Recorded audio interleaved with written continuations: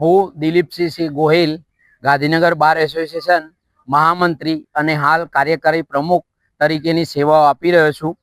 અમે તારીખ 30/7/2026ના રોજ ગાંધીનગર જિલ્લાના મુખ્ય સરકારી વકીલ હિતેશ નવીનચંદ્ર રાવલ વિરુદ્ધ ભ્રષ્ટાચારની મુખ્યમંત્રી ભૂપેન્દ્રભાઈ પટેલને લેખિતમાં રજૂઆતો પુરાવા સહિત આપેલ છે, જેમાં 1 થી 44 પેજ સામેલ છે. તેમજ ગાંધીનગરના મુખ્ય સરકારી વકીલ ભાજપના નેતા તરીકે છેલ્લા 20 થી 22 વર્ષથી મુખ્ય સરકારી વકીલ તરીકેનો હોદ્દો ધારણ કરી અને તેઓ ફક્ત ગાંધીનગર કોર્ટમાં આગોતરા જામીન અરજી, રેગ્યુલર જામીન અરજી અને જમીન સંપાદન જેવા કેસો જ ફક્ત લડે છે. બાકીની ટ્રાયલમાં કોઈ દાડે હાજર થતા નથી. અને કોર્ટમાં સરકારી વકીલની ઓફિસમાં ખૂબ મોટો ભ્રષ્ટાચાર થઈ રહ્યો હોય, જેમાં 4 ક્લાર્ક પણ સામેલ છે, કોર્ટ ડ્યુટી પણ સામેલ છે, જેમાં લાલસિંહ ગોહિલ, શંકરસિંહ ગોહિલ, બીજા અન્ય ઘણા બધા છે, જેમનું 10-1 જણનું ગ્રુપ છે, જે લોકો નક્કી કરે છે કે કોર્ટમાં કોને આગોતરા જામીન અપાવવા, કોને રેગ્યુલર જામીન અપાવવા અને કોની સાથે પૈસાનું સેટિંગ કરવું, કોનું જોડે ના કરવું, કોના જોડે વધારે પૈસા લેવા, કોના જોડે ઓછા પૈસા લેવા, એ રીતનું સેટિંગ કરીને આ લોકો જ નક્કી કરતા હોય કોને જામીન આપવા કે ના આપવા. અને પોતાના હોદ્દાનો દુરુપયોગ કરીને જજોને પણ એ લોકો ગમે એમ કેમ પ્રકારે લાલચમાં લાવી મિલીભગતમાં તેમના જોડે પણ જામીનના ઓર્ડરો કરાવે છે.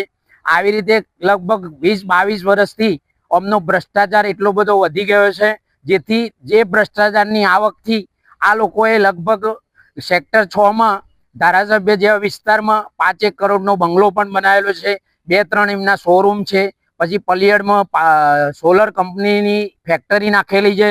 આવી રીતે ઘણી બધી મિલકતો દેત્રોદ તાલુકાના સનિયાર ગામે લગભગ 40-1 વીઘા જમીન પણ ભેગી કરેલી છે.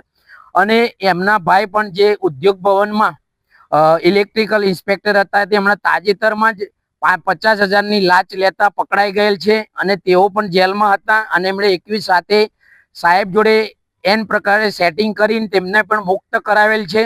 એટલે સાહેબો ઉપર દબાણો ખોટી રીતે ઊભા કરી અને સાહેબો જોડે ખોટા ઓર્ડરો કરાવે છે.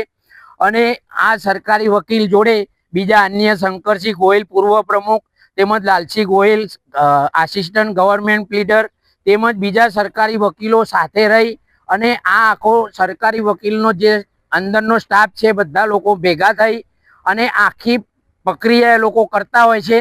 અને એ રીતે બધા લોકો થોડા ભાગે પૈસા વેચી લેતા હોય છે અને ખૂબ મોટા પ્રમાણમાં ભ્રષ્ટાચાર ચાલે છે. જે ભ્રષ્ટાચાર નાબૂદ કરવા માટે અમે મુખ્યમંત્રી સાહેબશ્રીને, ગૃહમંત્રી સાહેબશ્રીને તેમજ કાયદા મંત્રીને લેખિતમાં બધી રજૂઆતો પુરાવા સહિત કરેલ હોવા છતાં આજ દિન સુધી કોઈ કાર્યવાહી થયેલ નથી. જેથી અમારી માગણી છે કે તાત્કાલિક મુખ્ય સરકારી વકીલ હિતેશ નવીનચંદ્ર રાવલને તાત્કાલિક અસરથી દૂર કરવા જોઈએ, જેથી ગાંધીનગર કોર્ટમાં થતો ભ્રષ્ટાચાર મુક્ત કોર્ટ થાય અને બધા વકીલોને સમાન ન્યાય મળી રહે એવી અમારી આશા છે.